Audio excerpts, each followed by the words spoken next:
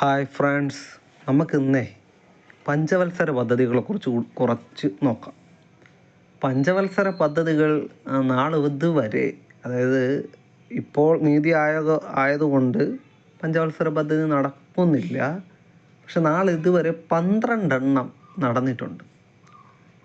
ഈ 12 ഒന്നാം പഞ്ചവത്സര പദ്ധതി, 8ാം പഞ്ചവത്സര പദ്ധതി, 9, 10, 5 ഇങ്ങനെ സ്പീഡിൽ ചോദിച്ചാൽ ഇങ്ങനെ സ്പോട്ടിൽ നമുക്ക് ഉത്തരം പറയാൻ പറ്റണം. അങ്ങനെ നിങ്ങൾക്ക് പറയാൻ പറ്റുന്നുണ്ടോ?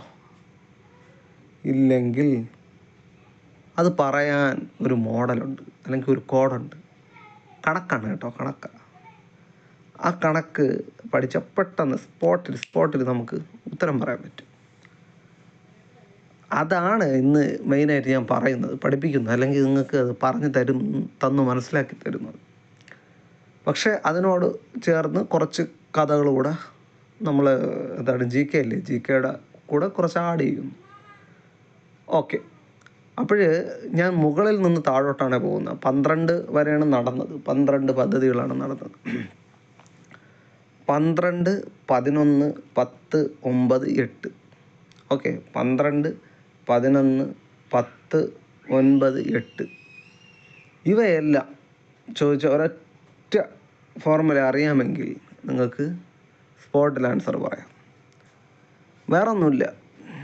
1950 നമ്മുടെ പദ്ധതി, ഒരു ചോദ്യം ഇങ്ങനെ വരികയാണ്, ഇന്ന പദ്ധതി എന്ന്. ഇപ്പോൾ എക്സാമ്പിൾ 8ാം പദ്ധതി എന്ന് ചോദിക്കുന്നു. 8ാം പദ്ധതി എന്ന് ചോദിച്ചാൽ 8നെ 5 കൊണ്ട് ഗുണിക്കണം.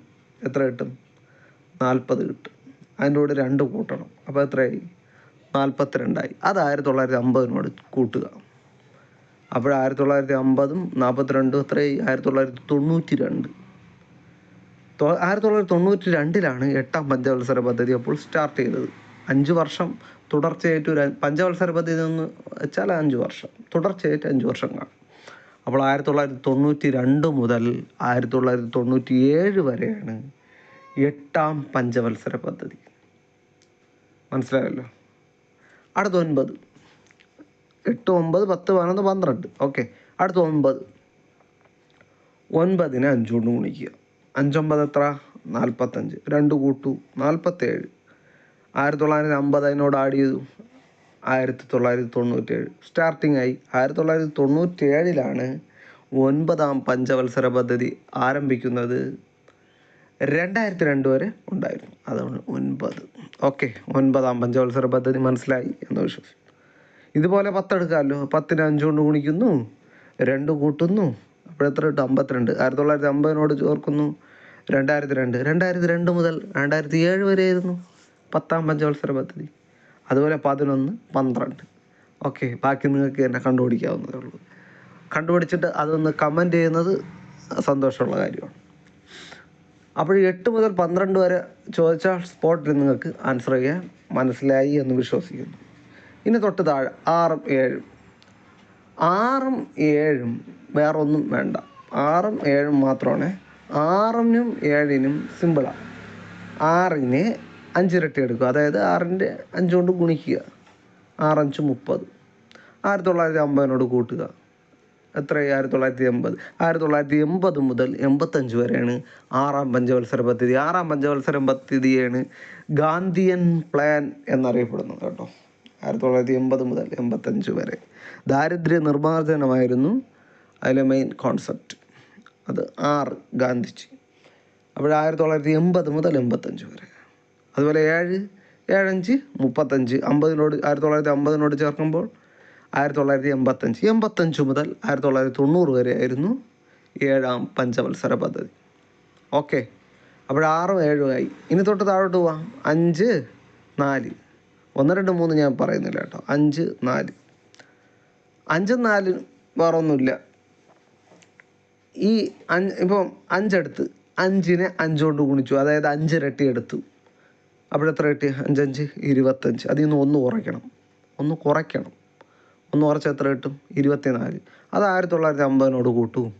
അപ്പോൾ എത്ര കിട്ടും? 1974. 1974 മുതൽ 1979 വരെയാണ് 5ാം പഞ്ചവത്സര പദ്ധതി. അതുപോലെ 4 എന്ന് വെച്ചാൽ ഇതേ സെറ്റപ്പാണ്. 4നെ 5 കൊണ്ട് ഗുണിക്കുക, 20. 1 കുറയ്ക്കുക, 19 1950 കൂട്ടുക 1969. 69 മുതൽ 74 വരെയാണ് 4-ാം പഞ്ചവത്സര പദ്ധതി. ഇത്രയും പഠിച്ചാൽ ഇത്രയും മാത്രമേ കോഡുള്ളൂ. ബാക്കിയൊക്കെ എളുപ്പമാണ്. 1, 2, 3 എളുപ്പമാണ്. ഓക്കെ, 1, 2, 3 വേറെ ഒന്നുമില്ല. 1900 നമ്മൾ സ്റ്റാർട്ടിങ് 1951 51-ാം സാമ്പത്തിക വർഷം മുതലാണ്. 1951 ഏപ്രിൽ 1 മുതലാണ്. 1951 56 1-ാം പഞ്ചവത്സര പദ്ധതി. 1956 61 2-ാം പഞ്ചവത്സര പദ്ധതി. 1961 66 3-ാം പഞ്ചവത്സര പദ്ധതി. ഇത്രേ ഉള്ളൂ. മനസ്സിലായി എന്ന് വിശ്വസിക്കുന്നു. ഓക്കെ, സാധാരണ പഞ്ചവത്സര പദ്ധതി എന്ന് പറയുന്നത് 5 വർഷം കൂടുമ്പോൾ വരേണ്ടതാണ്. അപ്പോൾ സത്യം പറഞ്ഞാൽ 1951 56 56 61 61 66 66 71 71 76 76 81 81 86 86 91 ഇങ്ങനെ പോകേണ്ടതാണ്. അത് എല്ലാ പരിപാടിയും അങ്ങനെയാണ്. തുടക്കത്തിൽ നന്നായിരിക്കും, പിന്നെ എന്തെങ്കിലുമൊക്കെ പ്രശ്നങ്ങൾ വന്ന് മാറാറുണ്ട്. അപ്പോൾ നമുക്കും ഇവിടെ വന്ന പ്രശ്നങ്ങളും കൂടെ ഒന്ന് പഠിച്ചിരുന്നാൽ കുറച്ചുകൂടെ നല്ലതാണ്, നമ്മുടെ മനസ്സിൽ നിലനിൽക്കും. അതിനുവേണ്ടി മാത്രമാണ് ഇക്കാര്യം പറയുന്നത്. 53 പഞ്ചവത്സര പദ്ധതികൾ, അതായത് 66 വരെ കുഴപ്പമില്ലാതെ പോയിരുന്നു എന്ന് വെച്ചാൽ 2 എണ്ണമാണ് സത്യം പറഞ്ഞാൽ കറക്റ്റാണ് പോയത്. 3-ാമത്തെ പഞ്ചവത്സര പദ്ധതി കാലത്താണ് നമ്മുടെ ഇൻഡോ പാക് വാറും അതുപോലെ ഇൻഡോ ചൈന വാറും ഉണ്ടായത്. അപ്പോൾ അതിൻ്റെയൊക്കെ പ്രശ്നങ്ങൾ കൊണ്ട് 1966 മുതൽ 69 വരെ പഞ്ചവത്സര പദ്ധതി നടന്നില്ല. ഇന്ദിരാഗാന്ധിയുടെ കാലഘട്ടമാണ്. 1966 ലാൽ ബഹദൂർ ശാസ്ത്രി മരിച്ചതോടെ അടുത്ത് ഭരണത്തിൽ വന്ന ഇന്ദിരാഗാന്ധിയുടെ ഭരണത്തിൽ എന്ത് സംഭവിച്ചു? ഈ യുദ്ധങ്ങൾ കൊണ്ട് സാമ്പത്തിക പ്രശ്നങ്ങൾ ഉണ്ടായിരുന്നത് കൊണ്ട് 66 മുതൽ 69 വരെ പഞ്ചവത്സര പദ്ധതി ഉണ്ടായിരുന്നില്ല. ഓക്കെ, അപ്പോൾ ആനുവൽ പ്ലാനാണ്. അപ്പോൾ പഞ്ചവത്സര പദ്ധതി ഇല്ലെങ്കിൽ ഓരോ വർഷം ഓരോ പ്ലാൻ ഉണ്ടാക്കും. അത് ആനുവൽ പ്ലാനാണ് ഉണ്ടായിരുന്നത്. അതുകൊണ്ടാണ് ഈ 3 വർഷം ഗ്യാപ്പ് പോകുന്നത്. പിന്നെ 69 74 അടുത്ത 4-ാമത്തെ പദ്ധതി സ്റ്റാർട്ടായത്. അതിങ്ങനെ പോയി 69 74 അടുത്ത് 74 79 74 79 പ്രശ്നം പറ്റി. 74 മുതൽ 79 വരെ നടന്നില്ല. അതിൻ്റെ ഇടയിലാണ് എന്ത് സംഭവിച്ചത്? അടിയന്തരാവസ്ഥ വന്നത്. അതുകൊണ്ട് ഒരു 77 വരെ കറക്റ്റായിട്ട് 5-ാം പഞ്ചവത്സര പദ്ധതി സ്മൂത്തായി പോയുള്ളൂ. പക്ഷെ നമ്മൾ 79 വരെ പഠിക്കുന്നുണ്ട്. അതിനുശേഷം സംഭവിച്ചതെന്ന് വെച്ചാൽ നമ്മുടെ ഇന്ദിരാഗാന്ധിയുടെ ഭരണം പോയി, അടുത്ത് ജനതാ സർക്കാർ വന്നു. ജനതാ സർക്കാർ എന്ന് പറയുന്നത് മൊറാർജി ദേശായി ഗവൺമെൻറ് വന്നിട്ട് റോളിംഗ് പ്ലാനാണ് നടപ്പിലാക്കിയത്. അതിന് പറയാം 2 വർഷം 78 79 ഇന്ത്യയിലുണ്ടായിരുന്ന പദ്ധതിയാണ് റോളിംഗ് പ്ലാൻ. ഗുന്നാർ മിർഡൽ എന്ന് പറയുന്ന ഒരാളാണ്, ഒരു പാകിസ്ഥാനി. അദ്ദേഹത്തിൻ്റെ ഏഷ്യൻ ഡ്രാമ എന്ന് പറയുന്ന ബുക്കിലാണ് റോളിംഗ് പ്ലാനിനെ കുറിച്ച് പറയുന്നത്, ഏഷ്യൻ ഡ്രാമ എന്ന ബുക്കിൽ.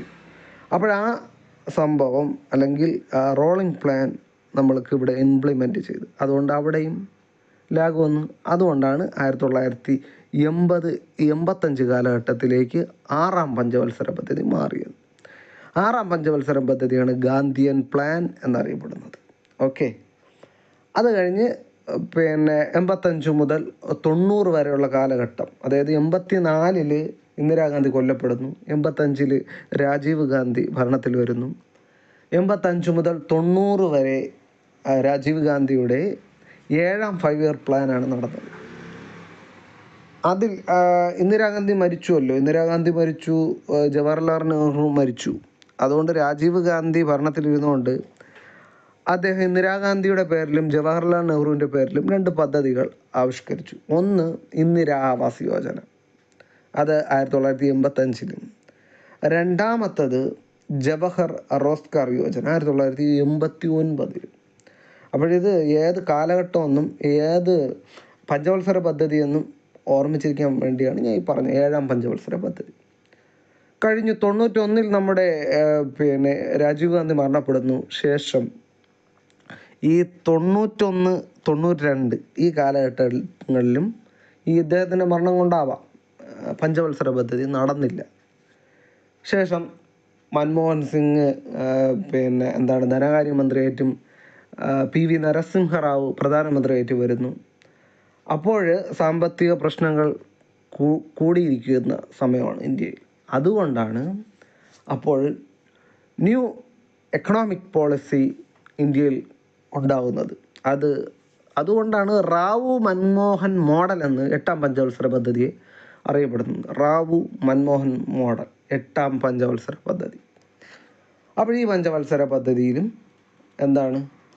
നമ്മൾ ന്യൂ എക്കണോമിക് പോളിസി എടുത്തു. ആ സമയത്താണ്, അതായത് സാമ്പത്തികമായിട്ടുള്ള ഒരു ഉന്നമനത്തിന് വേണ്ടിയാണ് 8ാം പഞ്ചവത്സര പദ്ധതി വന്നത്.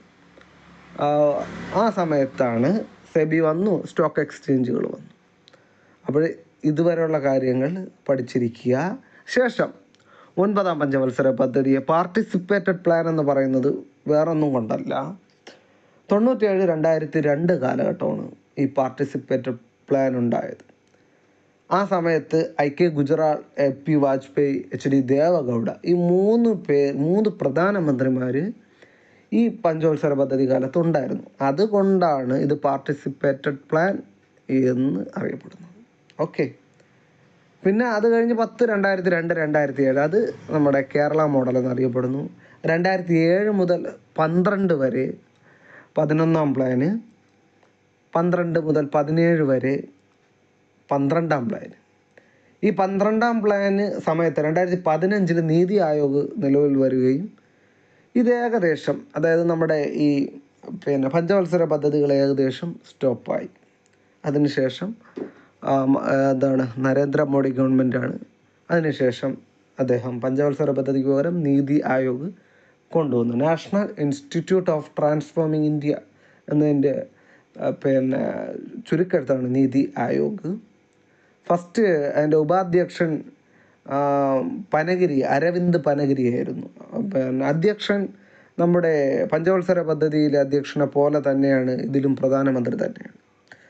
പിന്നെ ഇതിൽ മെയിനായിട്ടൊരു കാര്യം, പഴയ ഒരു കാര്യം പറയേണ്ട, പഞ്ചവത്സര പദ്ധതികൾ അപ്രൂവ് ചെയ്യുന്ന നാഷണൽ ഡെവലപ്മെൻറ്റ് കൗൺസിൽ NDC ആണ് കേട്ടോ. ഓക്കെ. ബാക്കിയുള്ള കാര്യങ്ങളൊക്കെ നിങ്ങൾക്കറിയാം, ഞാൻ കൂടുതൽ പറയുന്നില്ല. 1ാം പഞ്ചവത്സര പദ്ധതി എന്ന് പറയുന്ന കൃഷിക്കും, ഹാരോൾഡ് ഡോമർ മോഡൽ കൃഷിക്കും, 2ാം പഞ്ചവത്സര പദ്ധതി എന്ന് പറയുന്നത് ഇൻഡസ്ട്രിക്കുമാണ് ഏറ്റവും കൂടുതൽ. PC മഹൽനോബിസ് മോഡൽ ഇൻഡസ്ട്രിക്കുമാണ് ഏറ്റവും കൂടുതൽ പ്രാമുഖ്യം കൊടുത്തത്. ഓക്കെ. പിന്നെയാണ് ദാരിദ്ര്യ നിർമ്മാർജ്ജനത്തിലോട്ട് കടന്നത്. 5ാം പഞ്ചവത്സര പദ്ധതിയാണ് ഗരീബി ഹട്ടാവോ എന്ന് ഇന്ദിരാഗാന്ധി പറഞ്ഞത്. അതിൽ 20 പരിപാടികളും അദ്ദേഹം 5ാം പഞ്ചവത്സര പദ്ധതി കാലത്താണ് കൊണ്ടുവന്നത്. ഓക്കെ. അപ്പോൾ ഇതൊക്കെയാണ് ഇതിലെ കഥകൾ. 6ാം പഞ്ചവത്സര പദ്ധതിയാണ് ഗാന്ധിയൻ പ്ലാൻ. കൂടുതലൊന്നും ഞാൻ പറയുന്നില്ല. ഓക്കെ. നിങ്ങൾക്ക് എല്ലാം മനസ്സിലായോ എന്ന് വിശ്വസിക്കുന്നു. പുതിയൊരു വീഡിയോ ആയിട്ട് കാണുന്നവരെ ബായ്. സബ്സ്ക്രൈബ് ചെയ്യൂ, ഷെയർ ചെയ്യൂ.